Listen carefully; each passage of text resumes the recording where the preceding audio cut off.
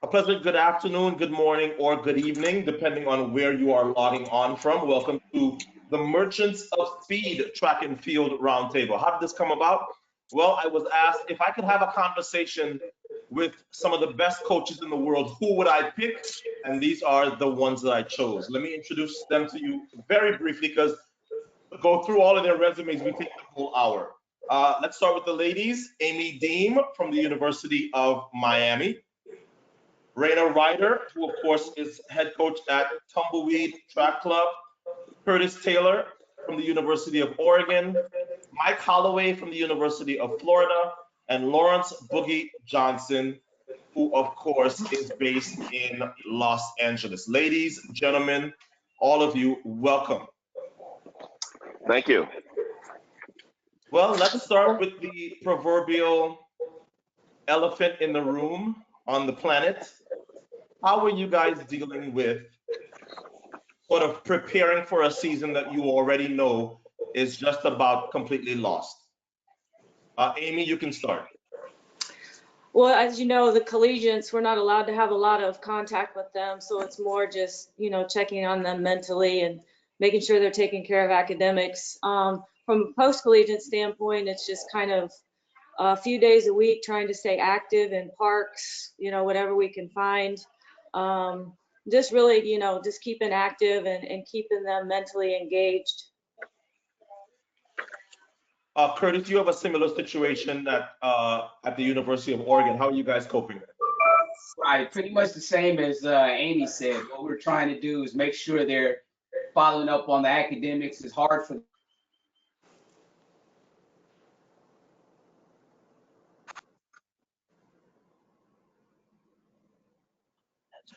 I think we lost Curtis. I see his face there. I don't see him. All right, Coach Holloway, you're in a similar situation wherein you have some post collegiate, but you also have the bulk of your duties involve athletes at the University of Florida. How has that been for you? I mean, it was actually after the first position. Like you said, I think that the major focus was on academics because we totally disrupted their for the teachers, getting them in front of us every day to check on them. From the post-collegiate side, I really gave them about a 4-week period where we kind of backed off a little bit. And then now I just slowly started, adding stuff a little bit, 2 days a week, 3 days a week, that kind of thing. Just trying to make sure we keep them some semblance of fitness just in case they are able to compete later this summer. Curtis, let me give you a chance to finish your answer. I think you had gotten cut off there. Got cut off again. All right, let's go to the guys who are dealing with post collegiates mainly. Rana, how are you coping with the COVID-19 issues? I mean, the rhythm of the training changed, but we're still getting 4 days a weekend. I leave property from the university for my gym and stuff, and so I have no access to the equipment I own. So I've had to go and reach out to other areas, and I've found spots that we can do some training. So 2 days a week we're doing running, 2 days a week we're lifting and doing excels and stuff like that. So I have 17 people still training. In small groups, so my days are 10 and a half hours because I train in small groups, but we're still getting it in. I think I had a little bit of an earlier warning of what was going to happen because my Chinese group was ordered to go home by the government. Right. And so as that started to happen, I made some phone calls and realized that stuff was going to get pretty bad for us. And so I made about 8 different plans just in case anything would fall apart on us. And we're still training, we're doing all right, but the motivation is starting to slip a bit with no meets in sight. All right, Curtis, go ahead. You got cut off twice. Can y'all hear me? Yes. Yeah. Hey, we're cooking with gas now. Yeah, same as Amy. We're struggling a little bit. Obviously, the kids are doing online learning now, so with the NCAA rules, our best thing is to make sure that the kids are getting their education taken care of. and just staying on top of their well-being and mental health, being shut up in the house and, you know, not having an NCAA indoors and not having an NCAA outdoors, and trying to focus on keeping them positive and moving them forward. You know, you don't really have a meet to plan for. So we're trying to work on making sure, you know, just the basics, that they're doing something and encourage them to stay fit and not, you know, overeating veg out because they're in front of the computer for 5-6 hours a day now. So that's pretty much the challenge here. Boogie, what about you? I think I'm in a similar situation as Rana. I coach a group of Chinese athletes as well, and once they were ordered home, we kind of knew things were beginning to change. So we just been kind of doing some of the same things 3 or 4 days a week in some of the parks that we can get into, and just kind of staying active that way, trying to get to maybe some hills where we can get to some hills, but just staying active and just kind of, you know, kind of staying in a flow, you know, because who knows that when this thing may open up, and so we kind of got to be ready.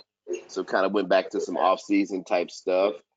Just trying to really, I think my main focus is just trying to keep them mentally kind of in the game, and you know, not have any slippage there, because we could turn around in 2 months and we could be on again. So just trying to stay in the game. Well, from your lips to God's ears, you said you think we could be back on and up and running in 2 months. That would be very ambitious. Yeah, I agree. And but you know, with your athletes, you kind of always got to give them a tentative goal to kind of to work for, and if that has to be adjusted, then it has to be adjusted. But you know, I think not putting anything in front of them kind of is mentally wearing them out, not knowing that, hey, there's a possibility that there could be something. It's kind of like in California, we get an update every 15 days, and they may extend us 15 days, but we will always wait on, you know, now we're waiting on May 15th, and May 15th it will be updated if that extends to May 30th. But it always kind of gives us a target date to pay attention to. I want to, at this point, make sure that we bring in our sixth coach. She's Caryl Smith Gilbert, the director of track and field at the University of Southern California. We don't have her on video just yet, but I know she's on audio. So Caryl, welcome to the show. And same question to you. How are you coping with, you know, not having use of your facilities at USC? Oh, hello. It's been a little tough. I'd love to jump the fence and just coach anyway, but it won't let me. So we've been California, like Boogie, this Coach Johnson is saying, is pretty strict right now. So we've been having to train the elite athletes randomly wherever we can on the street, find some trails. They've even closed the beaches here in California. So it's been random 3-4 days a week whenever we can find somewhere to go. So if I hear all of you guys and understand you correctly, it has been tough, but because you are all professionals, everybody is sort of finding a way to make it work. Let's get a little bit into the nuts and bolts of what you guys do. First of all, I want to ask the coaches who are coaching now actively at institutions of higher learning. So that would be Coach Caryl, Coach Amy, Curtis, and Coach Holloway. There are a lot of athletes. They reach out to me, so I can't imagine how much they reach out to you. You guys are at institutions that are in high demand. What is it that you guys look for beyond just the performance, which obviously is going to stand out? What is the thing that you look for specifically where you say, this young man or this young woman will fit at my university? Coach Deem, you first. I think the thing I look for the most is above and beyond talent is coachability, just the ability to want to get better, the motivation to get better, an open mind, because clearly the transition from high school to college is significantly different. So to have an open mind, but to really be motivated to get better and have a passion for the sport. I think where, as a coach, I tend to struggle is when athletes aren't passionate about what they do. So for me, it's really about coachability and and having a love and a passion to compete and get better. Coach Taylor.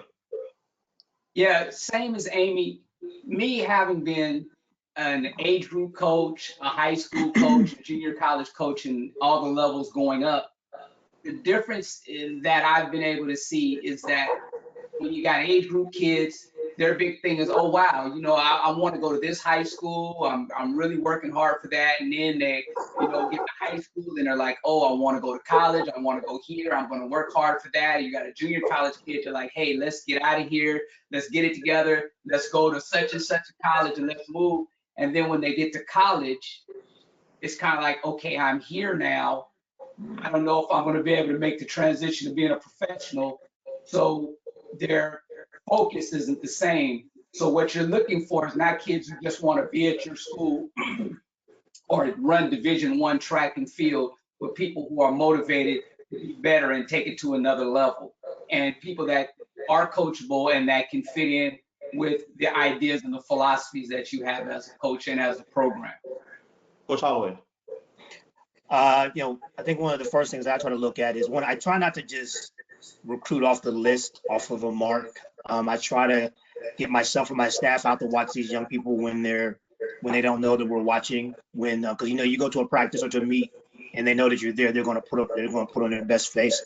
I try to talk to people that their competitors, the other coaches that they deal with, and I also want to know if they're coachable, and also if they have an ability to get better. And I think a big sense with all of us, you know, at the collegiate level is, can they handle not being the best person on the team?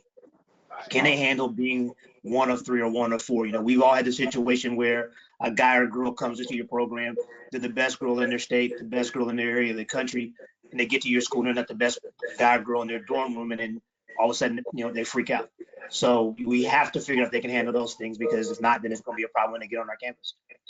Coach Caryl, what's the thing that you look for in deciding who can come to the FC? Well, we at USC, we have to start with the transcripts, first of all. Once we get past that, I think I'm more and more heading down the road that Coach Holloway is talking about. Can you handle the day in and day out competition? Because everybody wants to win. People on your team want to win. People on the other teams want to win. And character.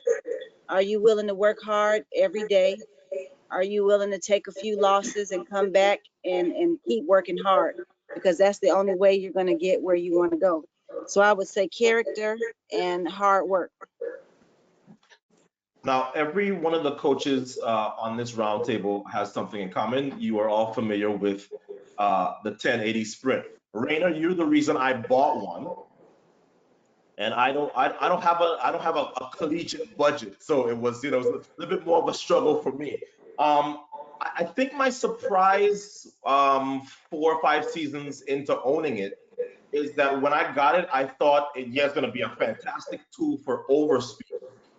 But I probably use it more now for resistance than I ever do for overspeed. I want to ask you, Coach Reider, has the way you've used that device changed, and if so, how? I mean, I use it for both, but during acceleration, I think I've been able to like pinpoint basically the rhythm of the acceleration and figure out where people have flat spots or where people have technical issues. And then I can adjust based on resistance or based on the speed that I'm seeing, kind of dial in for each individual person. So, I mean, I've been using it since 2014 now, so it's been quite a few years.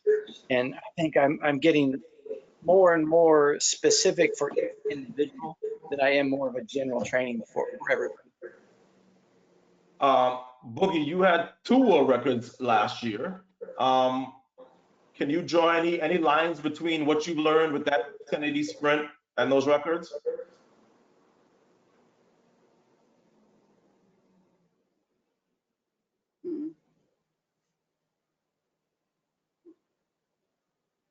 I think your audio's out. We're not hearing you, Coach. My bad. Can you hear me now? Go ahead. Sorry. I think I don't use it that often during the season because this kind of athletes that I have, I Right. use it a ton. I use it a ton in the off season for a lot of resistance work. I Right. love that. I love the device for resistance and acceleration work. And I think that it's really helped the athletes kind of improve on, getting to the first hurdle and accelerating and et cetera. So I haven't even really began to open up the device as it relates to a little bit more assisted speed or over speed just yet, because this over speed is not really in my wheelhouse. But I know that it's going to be worthwhile. I just have to work to get there mentally myself, and it'll be an asset to the athletes. But there's so many different things that we do with it in terms of just kind of small drills that we use with the device so far. So I haven't opened up, Pandora's box as it relates to everything the device can do. But what we use for it now has been amazing, and we've gotten some phenomenal results as a result of it. I just want to extend greetings to the 360 people who are logged on, and to the college coaches. Um, Obviously, everybody is not going to be able to afford that kind of machine, but you guys are all from from the old school. Certainly, you coach Holloway and you coach Taylor, where you had to get it done. Curtis, I with think you just threads called us and- old, by the way. I'll just put that out. No. He said Experience. your name first. That's experience. Yes, okay. But you're from an era where, yeah, you got it done with the elastic cords or the sleds or whatever. Do you feel like there's a significant disadvantage if we took away your 1080, you could still get it done though, right, Coach? Yeah, I mean, obviously, if because we got it done before we had a 1080, so Right. I don't think taking away the 1080 is going to cripple us anyway. But having the 1080, I think the masterful thing that 1080 does is allows you to control it. With the old rubber band, you got a little burst, and then it just kind of went away. This kind of pulls you continuously throughout, whether it be assisted or resisted. Say No, again? I agree with Mouse. The same thing.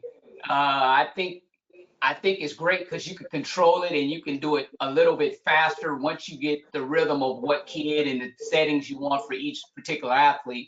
Right. But hey, I come from my first speed belt was I took some surgical tubing from my job on an old car seat and with a buckle and tied a knot around it and was pulling kids down the track with that. So Wow. That is the exact opposite of the 1083. Coach Deem, what about you?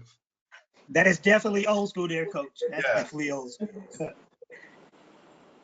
Coach Deem, what about you? Otto, I'm kind of with you and Boogie. I got it thinking I would use it for overspeed, and I've actually used it quite a bit more with resisted type work. It's done a lot of work with our heptathlete to the first hurdle, block clearance and things, and she loves it. It's made a big difference in her acceleration to the first hurdle. So it's been I want to use it more for assisted.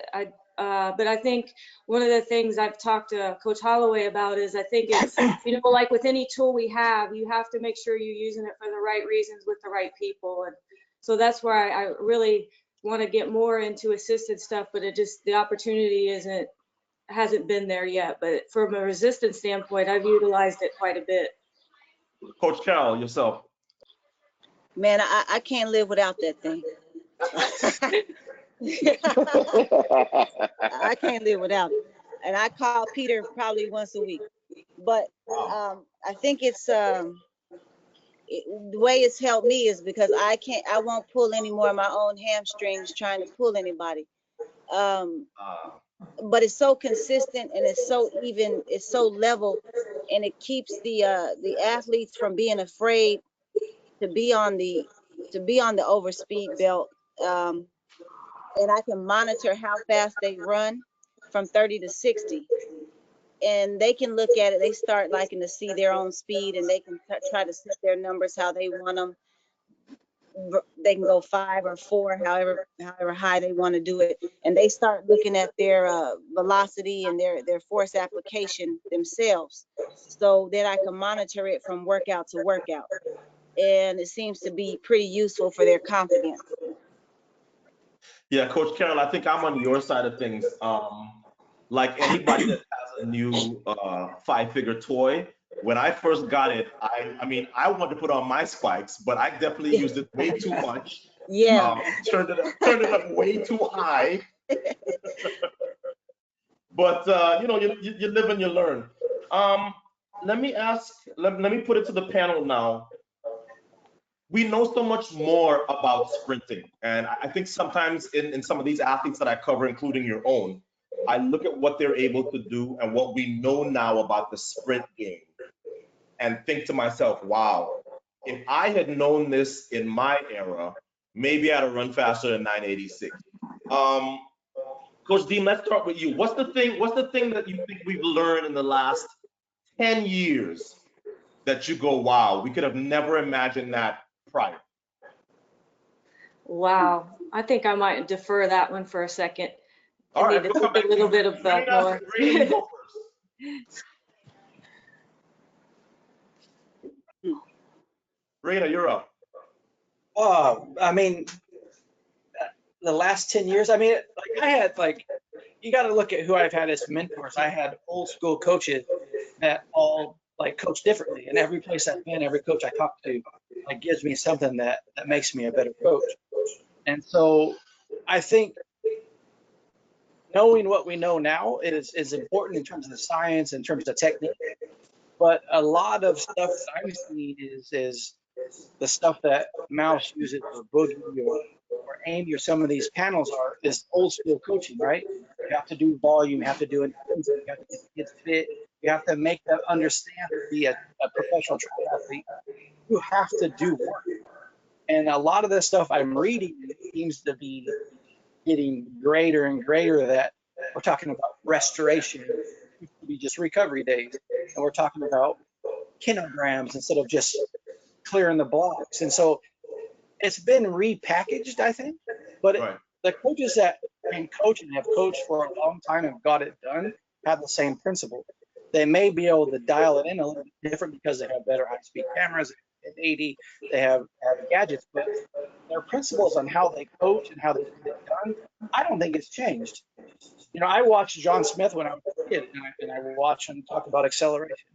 I listen to Mouse and watch him have a conversation with his athletes that you think the kid's dead after running 6 or 7 races, and suddenly he runs something incredible on a relay. You watch Boogie and his intensity and how aggressive he is with people. It's like, okay, that stuff hasn't changed. Whether the kids that can handle it have changed, you may see those kids fall by the wayside. The kids that went into one sport, they may not be as athletic.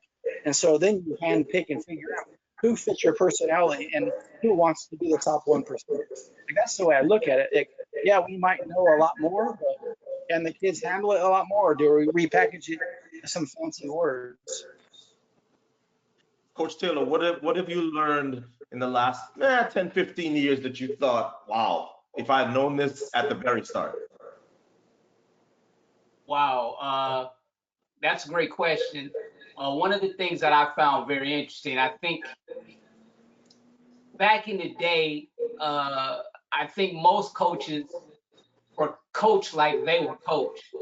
And so they had mentors, they had their own coaches, like, I did this with my coach, this worked for me, I'm going to do this. And now I think people have embraced the science of it. I think some of the stuff that's out there with the USATF levels 1 through 3, some stuff that Ralph Mann is doing, all of the other things that's going on, I see a lot more people doing a lot more scientifically based coaching and training. And I think that's one thing that's causing the improvement of times. Obviously, the shoes, the faster surfaces, those things contribute too.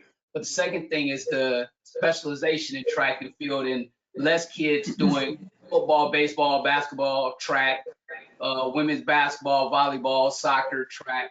Kids are doing track all year round, so they're being trained in a different way. So I think both of those things, I never thought I would see more people applying the scientific principles to track and field as they are now. So it's good to see people embrace that. Yeah, and on the subject of faster tracks, no pressure, Coach Taylor, but that new track that y'all are putting down, we all expect at least a 10th in the 100 from that surface. Coach Holloway, watch yourself. As we've already established, I'm the old guy, and I'm definitely The old experienced school. guy. Okay, I'm the experienced guy. I'm the seasoned guy, and I think that I tend to lend and lean on my old school principles, so to speak. But if there's anything I've learned clearly the importance of acceleration, the importance of setting it up properly. It's amazing what the first 3 to 4 steps of a race does for the entire 100 or 200, or even the 4 when you get that far. Don't get me wrong, I'm not against science, but I am of the other end of it where I think that people are leaning too much on science. I rely on my gut. I rely on my eyes. I rely on the numbers I've compiled over the years. As Rana knows, as Amy knows, and Caryl a bit too. I've got parameters I use, and if they meet those parameters, forget what the science says. I know if they meet those parameters, they can run. So I think that I can't get away from that, because if I lean too much on the science, it just doesn't work for me. I'm not saying there's not a place for science, but I just can't go all science. It's just not who I am. Coach Boogie. I think that what all the coaches said is, I think it's good stuff, and I think you can't throw any of that stuff out. I need everything they said. I think the biggest part for me is, you could have the greatest athlete in the world with the most talent and athleticism or what have you, but I realized 10 years ago that if you're not working the mental aspect as well as the physical aspect, the talent doesn't even matter, because when you get to the upper echelon of things, everybody's talented, and everybody could be a winner on any given day. But if you don't train the mental aspect of what you're doing, it's all for nothing, because you'll get the athlete to the meet and they'll crash and burn because there's a component that's missing from the training. And that's the mental aspect. And that's a big deal when you get to on the world championship stage or the Olympic stage, and even the NCAA national championship, whether it be indoors and outdoors. Now the strong survive. Now everybody's talented, all 8 lanes. But only the strong can really put this dance together the way it's been choreographed in practice and come out there and not miss a step and hit their marks each way. That's what I really, really, really hone into, because everybody's talented. I've given way to that. Everybody can coach. I've given way to that. But who's going to get their athlete the sharpest in the most critical moment and hit all their marks, like a Debbie Allen dance routine? That's probably going to be the champion at the end of the day. Coach Caryl, what's the thing that in recent times you have remarked, wow, I wish I knew that a decade ago? Well, I would say that I can't be a slave to what I write down on the paper. So don't be a slave to the workout I write. So communicate with your athlete. Maybe I wrote it down. Maybe that's my intention. Maybe I have some particular stack in mind that I want to get to. But if I walk out on the track and we have a conversation, or they don't look right, or something goes on in class, or something goes on personally, I need to make a change. Yeah. I have to be flexible enough and communicate well enough to be willing to make a change based on what's going on and circumstances around the athlete, and be okay with it and make it where it works for everybody, and it's compatible with the full week, and it works for the whole microcycle or whatever I have to do, rather than getting so upset that I can't be flexible and just throw everything out. So I think communication and being flexible and not being a slave to the workout. Coach Deem? Hey, sorry about my dog there. Oh, that was your dog. Yeah, that was mine. I think the biggest thing for me would be, and I heard this early in my coaching career, and one of my philosophies is clearly you have to coach the event. We coach very, very technical events, but someone said early in my career, you have to coach the athlete. And I think in the last 10 years, that's become more and more prevalent or evident that, the things that where you did in a college setting, you may, coach a whole group of 100-meter runners. I do think there's a lot more I think young people respond a lot more to individuality within, but still staying within your philosophies and your principles and whatever the, those are of the events, the specific event, whether you're a hurdler or sprinter. But for me, a little bit like what Coach Caryl said, and the fact that just, really coaching the athlete, and that to me, that's become more and more important, especially in the last 4 or 5 years. Well, for me, in my relatively short period of time, I can tell you what I learned, and that is, and Rana, you brought up John Smith. If I had come to John Smith and said, Coach, we need a rest week, he'd have looked at me like like I was nuts. And I have kind of embraced the rest week, and I never thought I would say that. I embraced the rest week. They come back after that rest week. They've had a week off of just doing warm-ups or whatever, and I'll be damned if they don't come back ready to go back to work. All right, we have a question that came in from online, and this is for the coaches who are hurdle coaches. It's from Poland, actually. What are your best practices in utilizing overspeed and assisted speed training modalities in your elite hurdlers training? And how do you periodize it over the calendar year, including outdoor and indoor? And how much, What? how often, and when? That's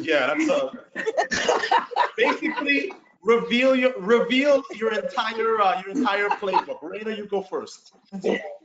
Remember now, Rana, we only got about a half an hour left of the show. Yeah. 24 minutes left. I use overspeed all year long. Okay. Like I Go with Coach Holloway. with the hurdlers, I use it up until competition, and then I stop it after about 3 weeks before competition. I stopped using it with the hurdlers. Boogie. I would say I'd use it throughout the year, just like Rana, mainly for acceleration work. Okay. Anybody else want to jump in there and help out Team Poland? I only use it if I have a specific need to use it during the season. I don't use it a lot during the season unless I see a specific need for it. Yeah, I think if I was to jump in, I would think that it's a different philosophy for hurdling, right? I may be more, I'm a rhythm-based hurdler 100% of the time. Coach Reider and Coach Mouse, they may be speed-based kind of hurdlers. So I think that you would have to really understand the philosophy of the coach in order to understand how they utilize the device in their training. Absolutely.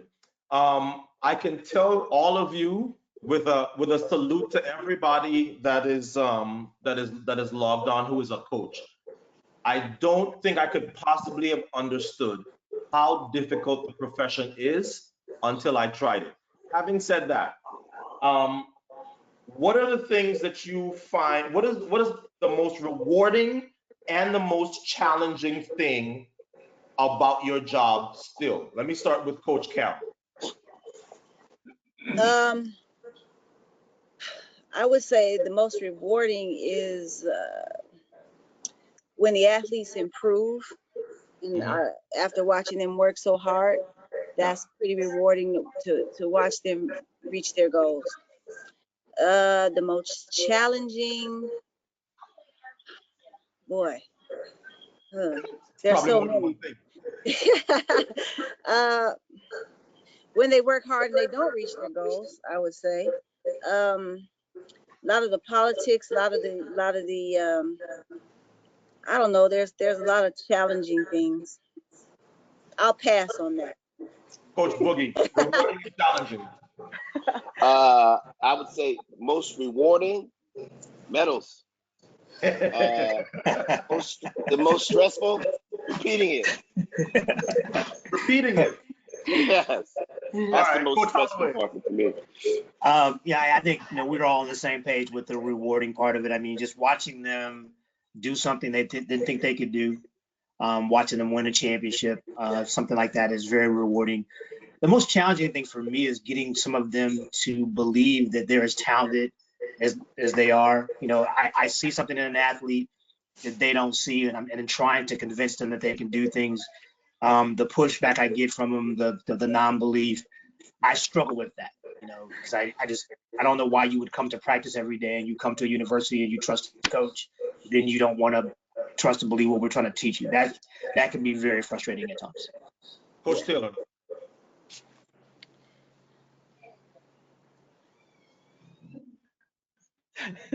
I think you're muted. Muted, brother. The most the most rewarding thing for me, which a lot of people I don't think they see, is that sometimes your best coaching jobs are done with athletes nobody knows about. Absolutely. You get people who come from 1190 to 11 flat, or 1110, and maybe they almost make the NCAA final, and everybody's like, oh, you did a good job with that person, but nobody realizes the work it takes. And when someone comes in at 1120 and they go to 1110, 1105, it's not a big deal. That's, basic improvement. But seeing those people buy in and other people buy in and say, hey, I'm going to do what you say, coach, and whatever happens, happens. That's the most rewarding for me when they're successful like that, regardless of what the level is, whether they're NCAA champion or they make the Olympic team or world championships team or any of that stuff, or get a medal while they're there. It doesn't matter as long as they've improved. The most difficult thing, and I'll agree with Coach Holloway on this, is most of these kids, the young people, don't understand that when you come to a program like a Miami, like a Florida, like a USC, and Oregon, you have to kind of start all over again. You're everybody, even the worst person on that team that usually is there was probably the best person where they came from. And the attention and the focus isn't going to be quite the same. And a lot of times they just don't buy in. They're like, well, my coach in high school did this and I did this. I want to do this. I want to run this fast. It's like, hey, that's frustrating. And it's hard to get people to understand that to get better, sometimes we have to take a step back and change some things so we can move forward. And that's probably the most disappointing. Sorry, Coach Deem. I think the thing for me is what I see is, and a little bit of what Curtis and Coach Holloway, I think we've all said, is that when you see an athlete or you find an athlete that maybe not that US #1 or US top 5, and the tremendous amount of ability, but get that young person to see in themselves what you see in them, and the ability to, they've looked at these US #1s or world #1s, and they don't see them in the same realm as they put them on a pedestal and not themselves. So for me, the biggest frustration is seeing these young people and getting them to understand what their abilities and the level of performance that they can have. And then the most rewarding, outside of, all the intangibles, is just if that light bulb does go off and they finally can step up at that stage. I think it's twofold. It's very rewarding. It's also frustrating to get them to that point when you see something in them that they don't see in themselves. Coach Reider. I mean, for me, it's just trying to help people reach their goals. Like, it's fun to take someone that's been injured or out, struggling for a couple of years, and then run fast, jump far, or people that thought, just kind of thought they were done. And so you take a group of people and you help them reach their goals and stand back and see, like, okay, all the hard work was worthwhile. Like, that's what I enjoy about the sport. I mean, the stuff that I don't like about the sport is a long list, but I think in terms of like the lifestyle, for me, it's become the hardest thing. Like being on the road. I was on the road for 6 months last year. Like I lived out of a roller bag on the road, went to camp in Germany, from meet to meet to meet. And then, as you're going through that, people are trying to discount how hard it is to be a professional coach and then be a professional athlete. Like, when you get paid for performance, that's how you get paid. And then you're listening to people discount, oh yeah, so-and-so is going to set the world record, and just discount how hard this sport is at a high level. That's the frustrating part, not understanding, like, as a professional athlete, as a professional coach, as an NCAA coach that give up their summers when they could be recruiting to be in Europe or all over the world coaching. Like, people don't understand what it takes to be at this level. Like, the keyboard warriors are the ones that are driving me insane. None of these coaches on this panel are worried about selling their coaches' education or selling videos. They coach, they help people get better, go back home at nighttime. So that's the stuff that drives me crazy right now.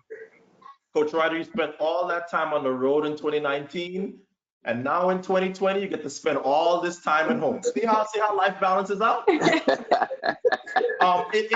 my very short time dabbling in the coaching realm, I am sure of one thing, and that is that champions are convinced, and I see it in your athletes, whether it's Grant Holloway, Nia Ali, Dalila Muhammad, TT Terry, whoever. What is it that you can share with the people who are logged on about how you convince your athletes that they're capable of being champions? Coach Smith Gilbert.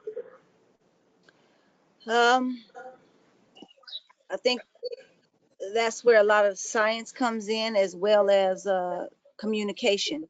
We do a lot of testing, and then we do a lot of training. Then we test again to prove that the training works.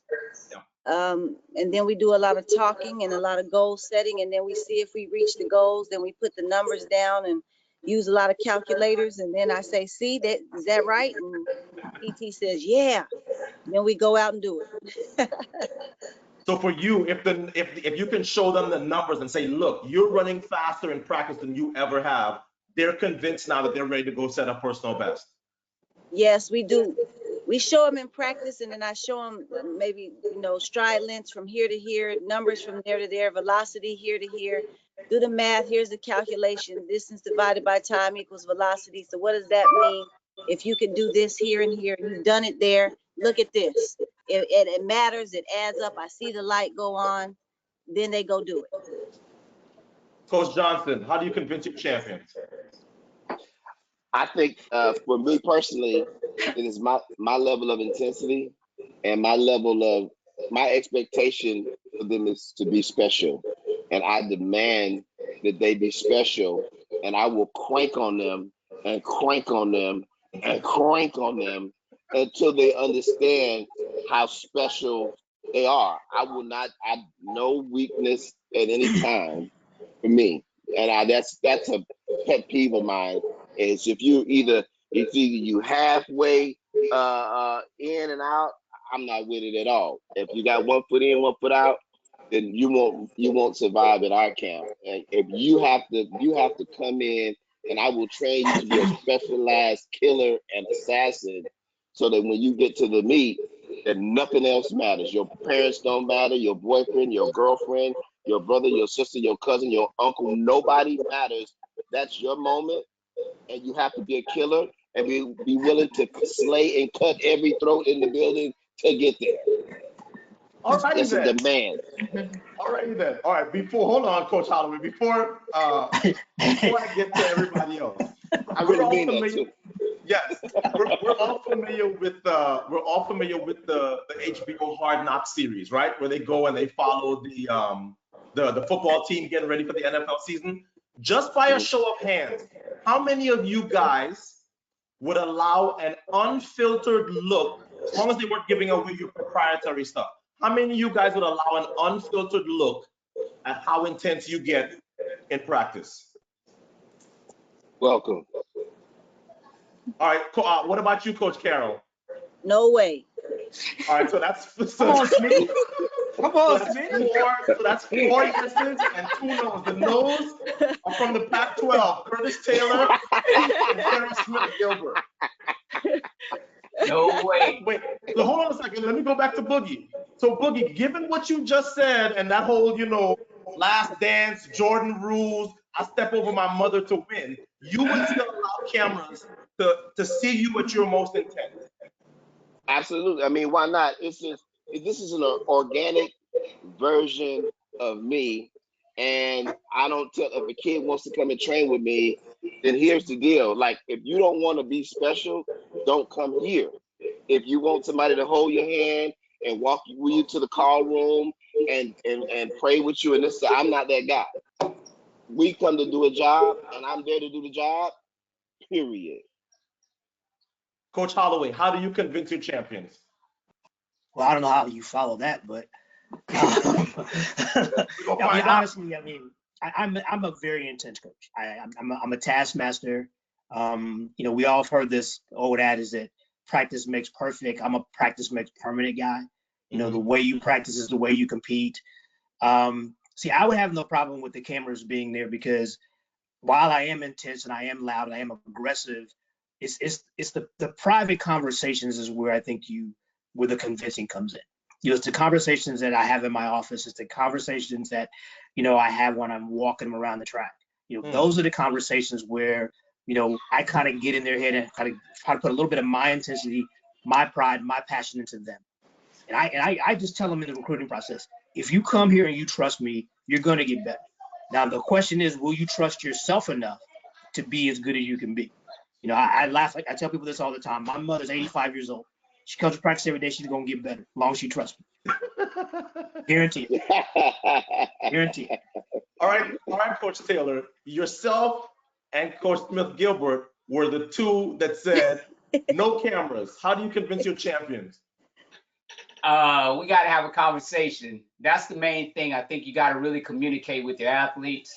Caryl and I do some things that are similar. Obviously, a lot of testing, a lot of numbers. Hey, the numbers say you can do this. This is how this works out. And you explain it, and you get the buy-in. And once they buy in, they're pretty good to go. But the hard part is convincing them that the testing is what it is, and you can't prove it any other way.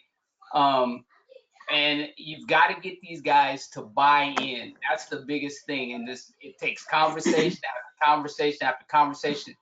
I would love to go back to the old days where I could be like Mr. Johnson over here and just throw all caution to the wind. But the compliance office and everybody, Yeah. we have jobs, and it doesn't look good. And one of the things you try to tell kids all the time is that this is in your best interest. Like, this is a win-win situation. Like, if you do well, we do well. If you look good, we look good. We're not going to give you anything or do anything with you that's not going to help you to be better, because at the end of the day, it's a win-win for all of us. So if you can sell them on that, then usually those guys are the ones that come in and they say, hey, I can do this. Coach has got this right. I can be a champion. I think the difference is, Otto. I think the difference is, Otto, and I don't mean to cut anybody off. I think the difference is in what it is I do and what it is Rana does is what Rana said earlier in the conversation is that on the level that we coach on is that if an athlete does not believe that they are special, then they don't get to pay their rent, they don't get to pay their car note, they don't get to survive. So the demand that we have from them is much greater than the demand that if you win a championship, fantastic. If you don't win a championships on the college level, no one's getting. Everybody's still going back and going to take their finals at the end of the day.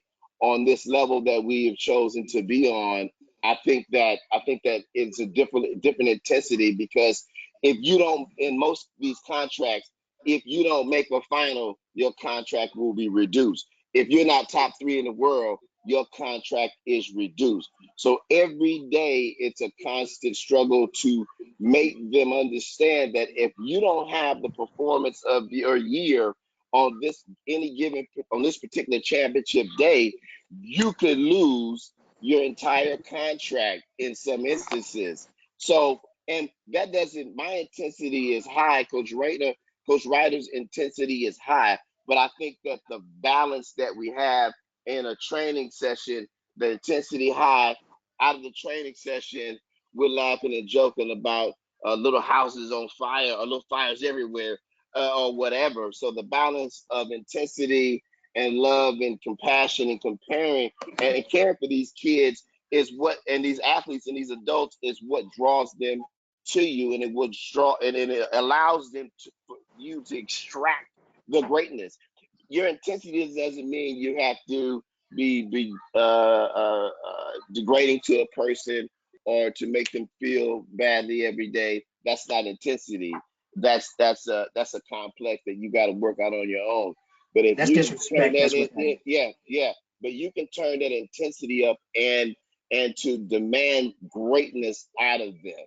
And all the athletes on the upper echelon really, really understand that. So I want to make sure that there's a parallel between the two coaching on the NC2A level. Because Mike Holloway on the NC2A level is one guy, and Mike Holloway, when he's with Grant at the Diamond League, is another Mike Holloway. So there's a Whoa, how do difference. you know that? So because I've been there. Coach Deem, how do you convince your champions? Well, I think numbers don't lie, and and building confidence off of practice. I try to utilize that communication and practice. But I think one of the things that I utilize that we haven't mentioned is video doesn't lie. And I think if you can show kids things on video, that's just another level of giving them confidence, to perform at a high level. But communication is to me one of the biggest things. Because sometimes I've even had the young people say, "Oh, you stopped that watch early just to make me think I can run fast." You'd be surprised at some of the stuff they say. So, but I think a combination of clearly numbers and communication, and like I said, video has helped me quite a bit in certain situations. Coach Reider. I mean, well, all these people know me, so people aren't coming to train with me because of my personality. Like, so they know, like, This is very clear. yeah. So in terms of science, like, I have every gadget there is known to track and field. Like, I have fourth place, I have off the jump, I have every gadget. So I can give the athletes every number they want. But when you have someone like Andre or Nia or Christian, like, they just want to know that you did everything from day one all the way until the championship to have them ready. And when you walk into the warm-up track, you walk into the stadium, that they know that guy that's special has me ready to go. And so, like, Nia gets one coaching arena, Andre gets another one, and Christian Taylor gets another one. Like, there's split personalities to get people ready to go. And in terms of, like, a champion, like, I made a mistake at the World Championships by not adjusting Christian's mark last year. But he believed exactly what I was telling him with no doubt at all. And he gets a second foul. And then I have to go back, hey, I messed that up. Let's do this on the third jump and make sure we can win another title. But those people going into a championship meet have to know that you covered every single aspect and that it was for them to succeed. Like, your job, your goal is to make that athlete step into a call room, step into the stadium, knowing that you did everything you could to make them run fast and jump far. So that's I just try and cover every base that they know that I'm the best coach I can be, that they can be the best athlete. And so when you come together, hopefully it turns out all right. So I turned 47 this year. I don't know how that can be. I used to be young.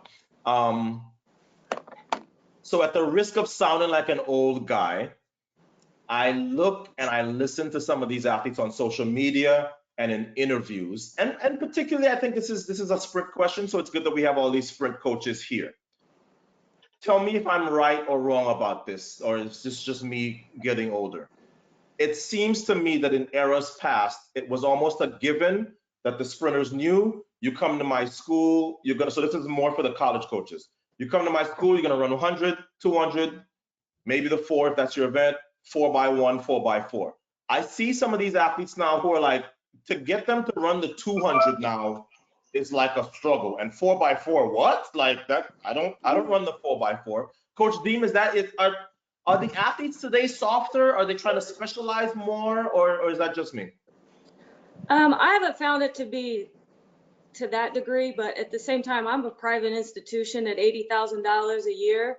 So if you want to come to Miami to do one event, it's probably not going to happen. But I think back to the first question you asked us, when I'm identifying the young people that we want in our program, I think that's something that I'm going to look at. And, and then you got to take the gamble. Is that kid that good at one event that you're going to invest that type of money in them, or are you better to go to the next person?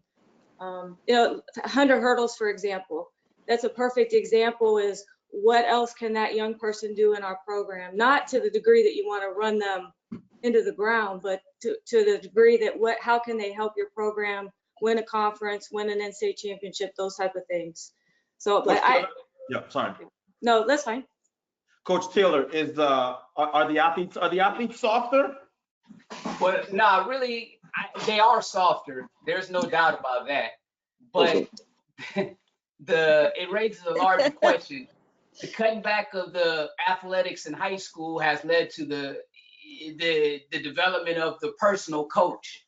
So what happens is a lot of the kids that we get at our level who are able to go here aren't used to being in a team situation. They're used to running the events that they want to do and not running things for a team. Whereas if you're on a high school team, you run 100, 200, 4x1, 4x4. That's what you do. Or you go on long jump, or you do something so you can contribute to team points. But a lot of these kids nowadays are privately coached, and they work for a club, and they're not used to doing team things. So when you bring them in and you make these kinds of demands of them, they're either I don't want to do it, or I don't want to come down either. Like I can run the 400 and the 4x4, but I can't run the 4x1 or the 100. It works both ways in both directions. The kids just want to do what they want to do, so it's a lot different now. Coach Holloway. Yeah, I definitely agree. I'm gonna try to not to call them soft. They're different. Okay. Come on, Mike. But, okay. Okay. They're soft. Okay, they're soft. But I think a bigger issue for me is, obviously they come with a mindset of specialization, and that mindset has to come from somewhere. I think it comes from the high school coaches, the club coaches. Yeah. So a lot of times what you get is when we get them on our campus, they come to us and they were like that chick or that guy or whatever on their team. So the high school coach wouldn't discipline them. If they're late for the bus, they're gonna go pick them up from their house. Right. So when we get them, we get this spoiled brat that thinks they can do what they want. So I think you have to very clearly, let them know during the recruiting process, like this is what we do and this is how it's going to work. If you're a 1-2 guy, you're going to run the 4x4 for me. That's just part of our training model.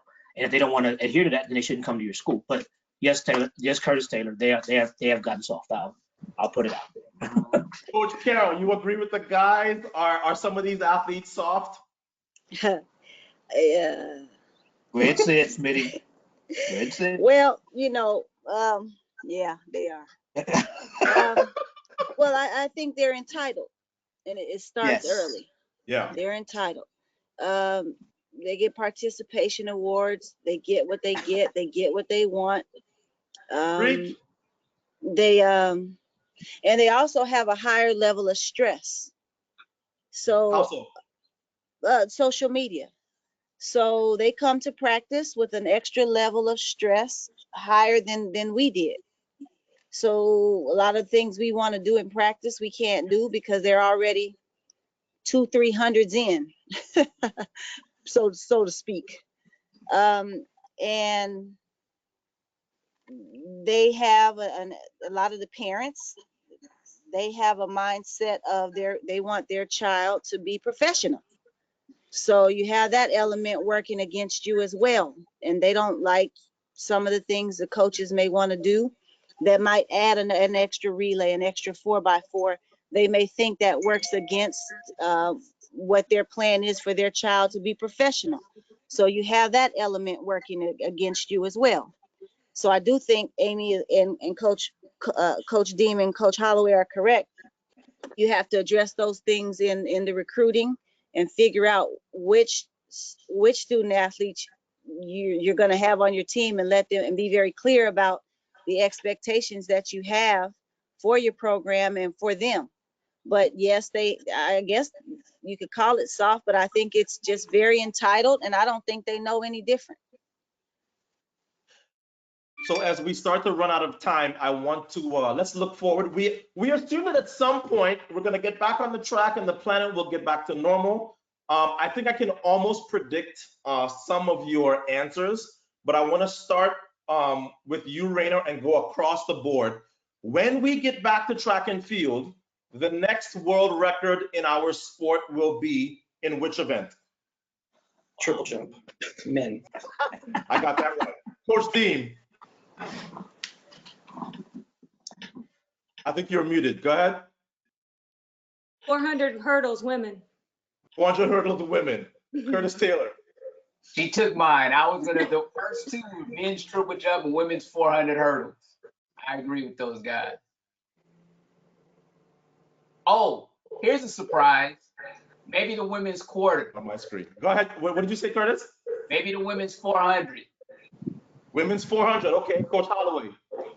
I know everybody expects me to say the men's 110 hurdles. 110 hurdles. I got that right. That's what everybody expects me to say, but Okay, I I'm think sorry. Go ahead. the men's 400 hurdles. Yeah. Men's 400 hurdles. Men's Okay. 400 hurdles. Good call. Coach Johnson. I would agree with Coach Holloway, men's 400 hurdles. I got that wrong. Coach Smith Gilbert. I'm gonna say the men's 400 and the men's 400 hurdles. Yeah. For the record, my guess is men's 400-meter hurdles. I feel like that's the one that's overdue. So for all 350 of you that logged into our Merchants of Speed Track and Field Roundtable, I want to give our thanks, but I especially want to thank the 6 coaches that joined us today: Rana, Reider, Amy Deem, Curtis Taylor, Mike Holloway, Boogie Johnson, and Coach Caryl Smith Gilbert. Coaches, we thank you for coming and spending an hour with us and sharing some of your expertise, and hopefully we can get to do this again. Thank you very much, and goodbye. Thanks for having us, man. Thanks for having us, Ato. Peace.